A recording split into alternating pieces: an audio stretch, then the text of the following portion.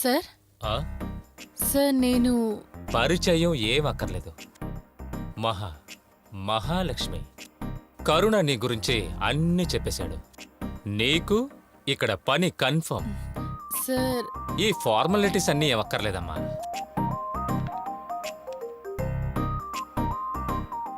Priya, come to my cabin.